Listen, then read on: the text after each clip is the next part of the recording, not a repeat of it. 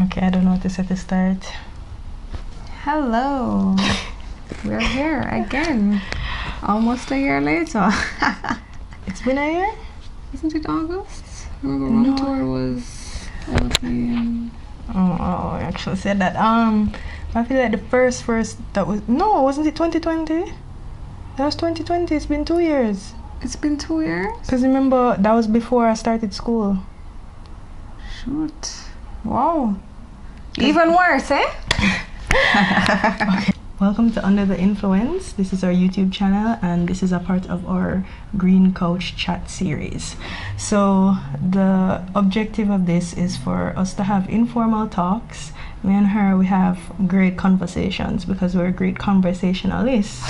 And I thought, everybody needs to hear this. Mm-hmm. So why not? And it's been 2 years since we've actually filmed content. So are you ready for a second attempt? I mean, now's good a time than ever, so might as well. Okay. It's crazy that you think about it because the place opened up back now and we had all that time when we were indoors. We should have actually made use of that, but it is what it is. Things happen and not everything occurs how you'd want it to. Do you say your name? Or just Yeah. So my name is Janelle. I am Sasha. Yeah. So we are Janelle and Sasha. How did we meet? I was looking for somewhere to rent and we met before that. Come on now. Oh no! Oh shoot! Yeah. But I feel like we really took off because we weren't really friends. You had a little friend and we never really talked. Okay, so we met years ago via a mutual friend, and that's one way to describe it. She would sometimes come because we have a park in my neighborhood, not our neighborhood anymore, and sometimes I'd see her there and just randomly we'd just have conversations, and I always thought that she was somebody who I like talking to, but she just lied. She said her first impression of me was it was something negative. Hold on. Because of the situation between her and the mutual friend, it was kind of weird and I didn't really know how to think about it, but also it wasn't negative. I just think that it was probably skewed and biased. She didn't rate me, that's it. That's a lie. But in time they all fall. So 1, 2. Anyway, so yeah. But then we would have really kicked it off when we're looking for somewhere to so she eventually moved into the neighborhood, and one day she had come around to my house and to deal with something, and we just sat down on my veranda. I was already on the veranda, I can't tell you what I was doing, but I was just on the veranda chilling, and she came by and we just sat down and we talked for a good while. And I think that same day, that same evening later on, we went to the park. Yeah. Because that used to be a thing for us. And ever since then, we've just been Janelle and Sasha. Mm-hmm. Or Sasha and Janelle. Which one sounds better? Janelle and Sasha, don't. She wants to be first. No. Okay, alright, hear this out. Sasha and Janelle. Janelle and Sasha. Janelle and Sasha sounds more like something that makes sense, but I'm not really. Why can't be Jansha or something? No. Let's not. That really makes sense. Chanel. But I actually did not see our relationship getting this far, our friendship. Oh yes. Completely blindsided by how deep our bond is right now. I always tell her, she literally feels like family to me. I feel like this is my sister, and I've never truly felt like that. And I've always wanted an older sister, so she just fit right into the puzzle, and she gets along well with my family. And I don't usually let people meet my family like that, so it's, I broke her. No, but yeah. So and now we're here. Yeah. We've had some really crazy adventures. I mean, now I think we have. It's almost fun to look back and say, oh, remember this, and it's like who we are now, who we're then, where we want to be. It's funny to have those moments and just think, wow, a lot has happened. So much of it was so random though, like which I think made it like some of the best things, and just not much thought. It's just like, all right, oh, you're here, we're doing this, let's go. Especially during the pandemic, because I feel like it was a little bit before we had kind of started hanging out, and then the pandemic really solidified it. Every once in a while we do talk about those experiences that we have, and we laugh about it, and I feel like some of them we will get into it on this channel, obviously not calling people's names, but we'll talk about some ridiculous things that we've been through. But yeah, it's gonna be a bumpy ride. It is. Get ready for more content. An interesting thing about the nature of our friendship is the fact that I don't think we have, when it comes down to like very close friends, we don't really have a lot of friends that run in the same social circle. Oh yes. Or that are like not a lot of mutual friends. I mean, we have the ones that are because of like location, but other than that, we don't really have ones that, and we don't really have a friend group either. Yeah. There are temporary ones though. Yeah, but that were we cut from yeah, those didn't last. I don't think I've ever truly been in like a friend group for very long. Me either.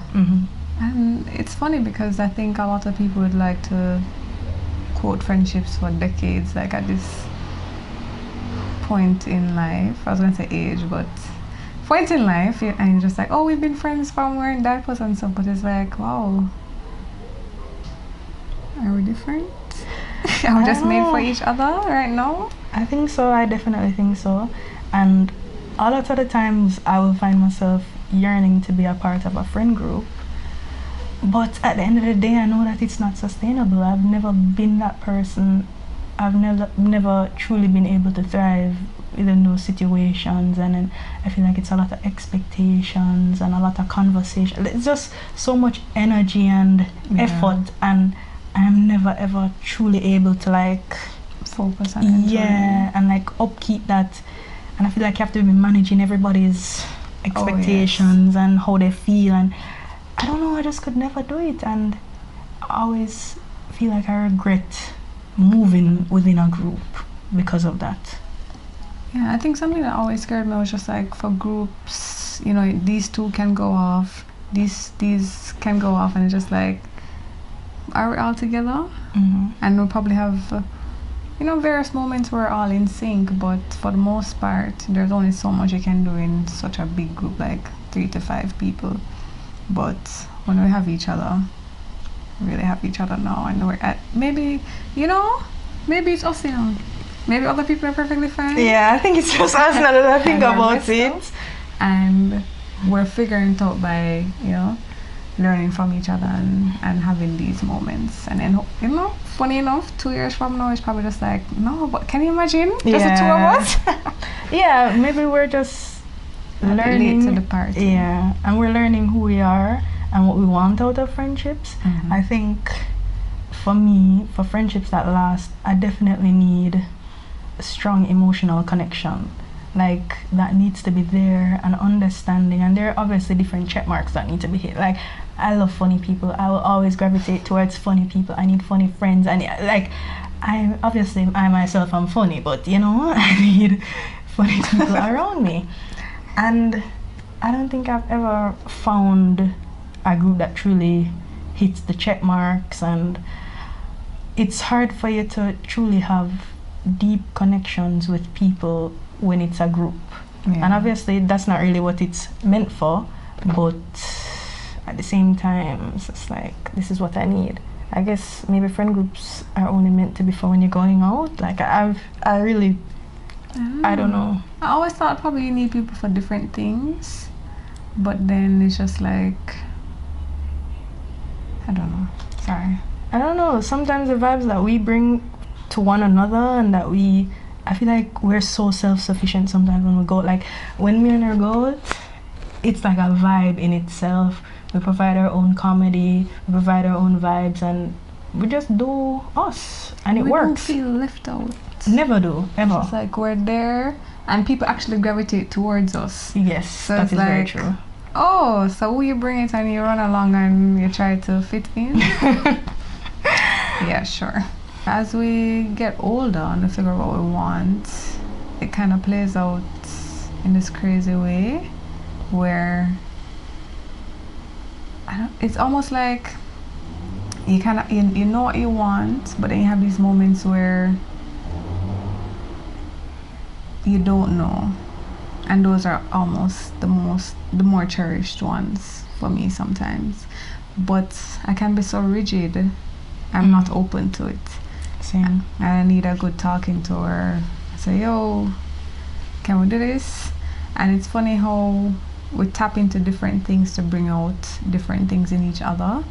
So I don't know, it's, you know, I don't think it's something that can be explained as I try to explain it. Yeah. What we provide for one another is very interesting, and we get each other on another level, and it really it's actually very hard to explain when I think about it. And what she has done is really, or when our bond deepened, what really has come to play is that I don't think I should be accepting low quality relationships.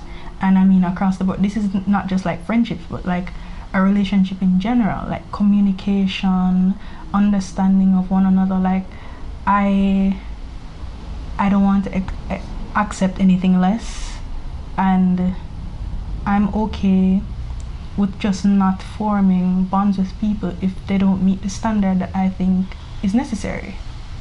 And I'm also okay with losing friendships and losing people in my life that no longer serve me, especially if you continue to infringe upon my boundaries. Like it doesn't make any sense. And I always say this, I don't have the energy to sustain stuff that don't make sense. Like once it is no longer serving me, I do not have the energy.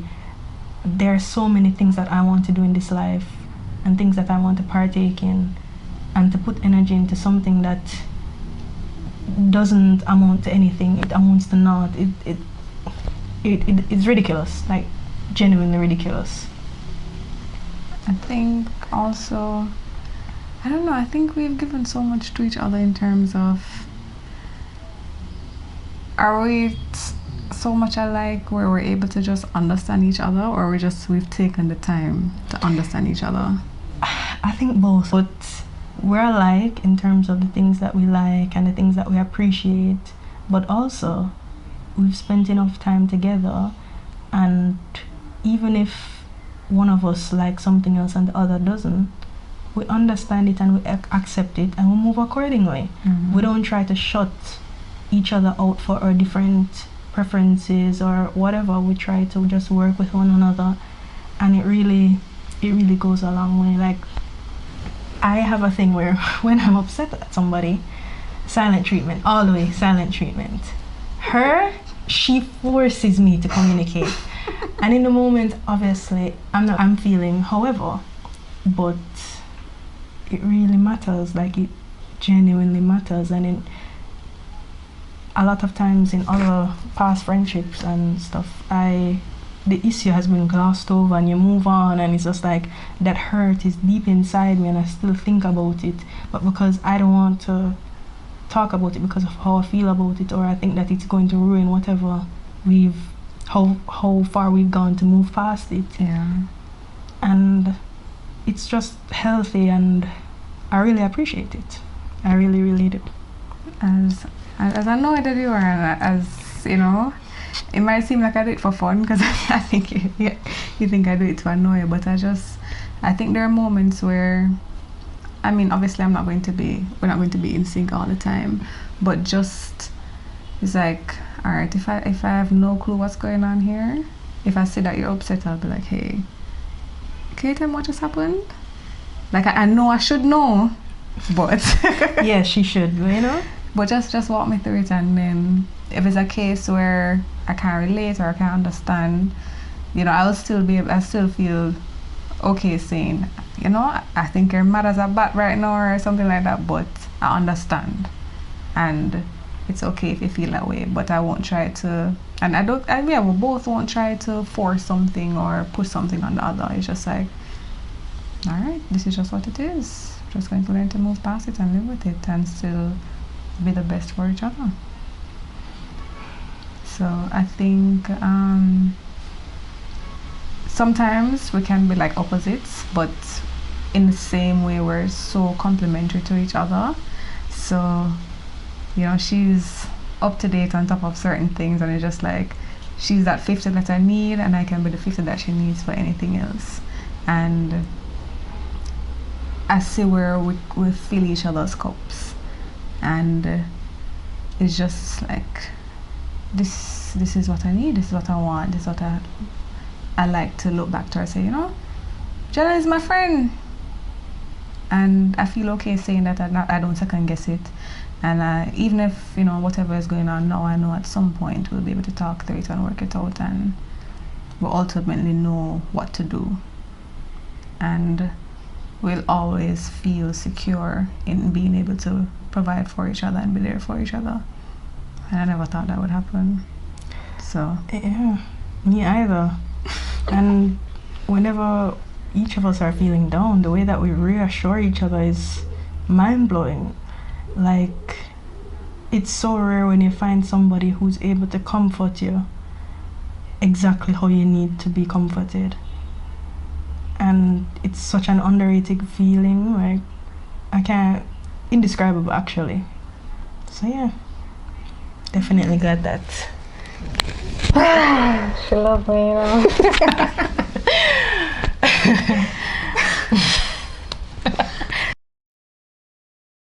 We're done with, you know, all that sappy stuff. You guys know what to expect. Very, all the vibes.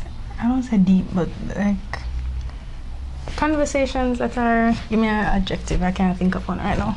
It's something that you're not having every day or as often as you need to, but it's something that you enjoy at any point in time.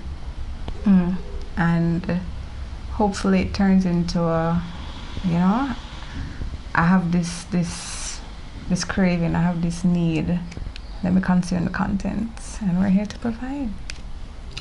Yes, we will be pushing out as much content. We have a lot of ideas in store, a lot of topics that we would like to discuss, and obviously we're going to try to move from this setting, but for the most part it will take place here. All right, thank you so much for watching, and tune in again for another Green Coach Talk. You're welcome.